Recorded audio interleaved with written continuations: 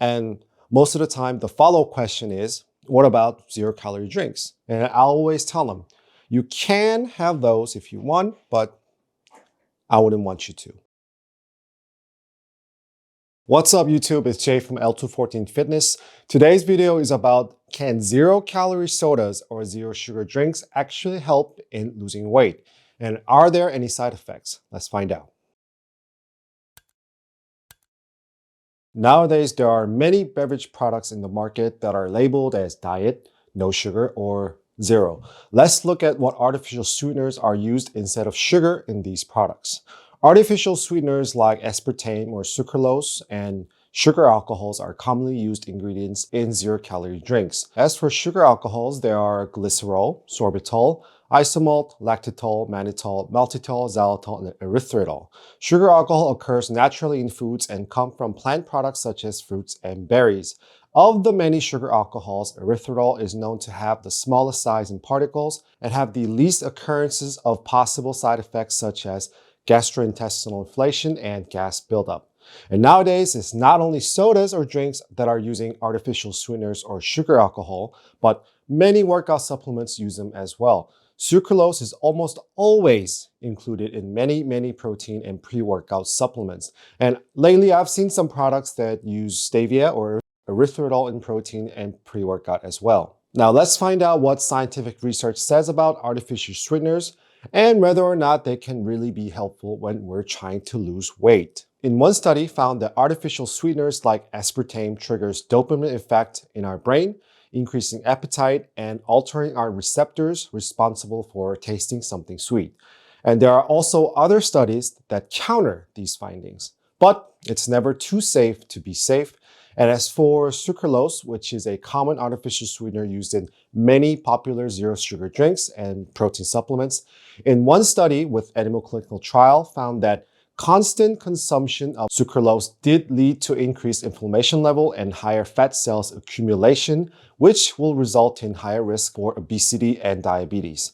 And in addition to that, if you take a look at inflammation and obesity papers, higher inflammation causes obesity, and obesity causes higher inflammation level. They interact with each other. So altogether, it would be safe to say zero-calorie drinks that include sucralose may have no calories. However, it may lead to high inflammation level and ultimately not suitable ingredient for a healthy diet.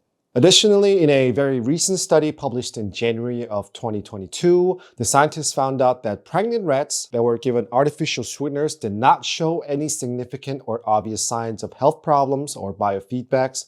However, the birthed baby rats from those mother rats measured with higher body weight and body fat percentages, as well as deviation from healthy microbiome parameters. In another study in 2019 regarding sucralose, it was found that when a healthy adult was given high amounts of sucralose for 7 consecutive days, there were no changes in intestinal microbiota, blood sugar level, and insulin resistance. However, unfortunately, this study was only conducted on a very short-term experiment.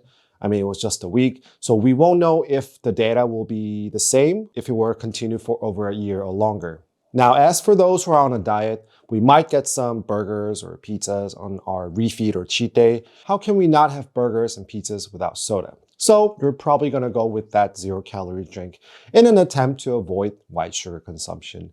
And our frequency of supplement consumption does slightly increase when we are on a strict caloric diet.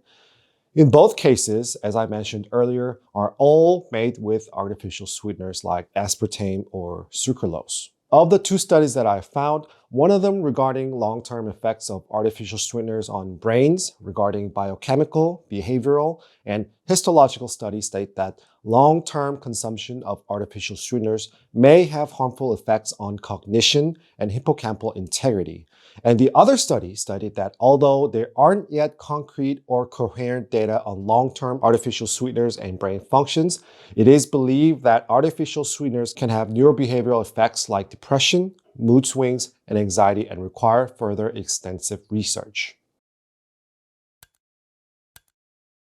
Ultimately, in the pool of scientists in the topics of artificial sweeteners, there are those who argue that they can be harmful, but humans would have to ingest a large amount, that which we normally cannot.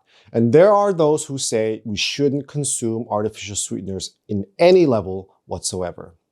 Bottom line is, when I take on a new client, one of the few promises that we try to keep or try to work towards is to avoid white sugar or drastically reduce unnecessary sugar consumption. And most of the time, the follow-up question is, what about zero-calorie drinks? And I always tell them, you can have those if you want, but I wouldn't want you to. There's no easy way in a diet. We have to discipline ourselves and restrict what we want to eat and drink. But most of the time, the cravings will be in our taste buds and in our brain. Like anything else in fitness and bodybuilding, even when it comes to zero sugar drinks, moderation is always the key. Trust me, if you keep tasting sodas, even the zero sugar ones, your brain will always ask for more, something sweet. So it's always better to cut it out of your system once and for all. Well, that's it for today. And please subscribe to our channel and hit the like button. It'll mean so much to me in creating contents like this for you all. Thanks for watching, and I'll see you guys next time.